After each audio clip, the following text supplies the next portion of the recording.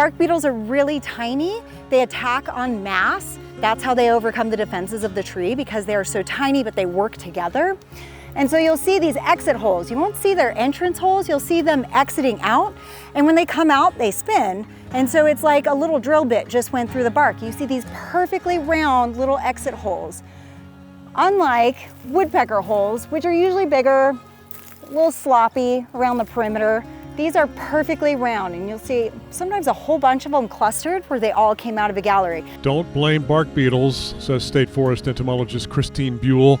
Blame drought stress. Typically, when people see trees that are dying, they often will think insects first, when really the insects are indicating that there's often an underlying issue on the landscape. A lot of these insects are native, widespread on the landscape. They're doing what they need to do, taking out the less fit trees to make room for the more healthy trees. However, we can have some situations in which they unnaturally explode in their population size, and they can overcome more trees than we would have seen otherwise. When trees don't have enough moisture, they cannot defend themselves from bark beetles by exuding pitch into the holes the beetles make. This is known as pitching. Typically with drought stress, it's a landscape level damage that a lot of trees are being impacted at one time.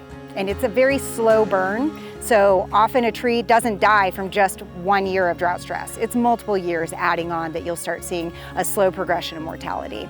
Every year for the past 70 years, trained observers fly over all forested lands in the Pacific Northwest in fixed-wing aircraft and record damage to trees. Observers look out each side of the aircraft from 2,000 feet above ground level, following a systematic grid of transects spaced 4 miles apart. Using their knowledge of trees and visual cues, the experts can infer causes of what's killing the trees.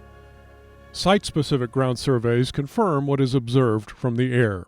A couple years back, at some parts of the state, we had what was termed a Firmageddon. And what that basically was extensive dieback, mainly in true fir. We did see it in Douglas fir as well, but true fir, 80s is across the board. Those species are not as drought tolerant as a lot of our other conifers. And so what we saw was extensive dieback in those trees. We mapped about 1 million acres with damage. That's a mosaic of damage where some trees were dead, some trees were alive, but we're capturing the majority of dead trees. That's a lot of trees to see that dieback in. And so we saw that really extensively through Central Oregon. And a lot of what that was that bark beetles were finishing those trees off. However, there was extensive drought stress, there might be root disease, there are underlying precursors that allowed those beetles to just sweep through the area and finish off those trees. The largest forest health issue affecting much of the state continues to be drought, followed by infestation from opportunistic insects such as bark beetles. Sometimes trees can withstand a small period of drought by basically reducing the water loss through their leaves, so they're closing the stomata or the breathing holes in the leaves. And that's just a temporary period that they can do that, where they hold their breath, reducing the water loss. But when they're holding their breath, they're also not feeding themselves. They're not photosynthesizing. And so then at a certain point, they either have to stop that and expose themselves to drought stress, or prematurely lose those leaves. And when they do that, they have growth loss, and then over time it could lead to mortality.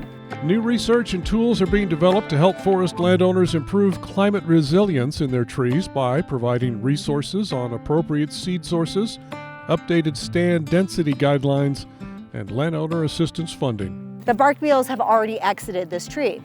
We then want to go to an adjacent ponderosa pine, look for signs that they've bored into just the bark, so that's that brown boring dust called frass.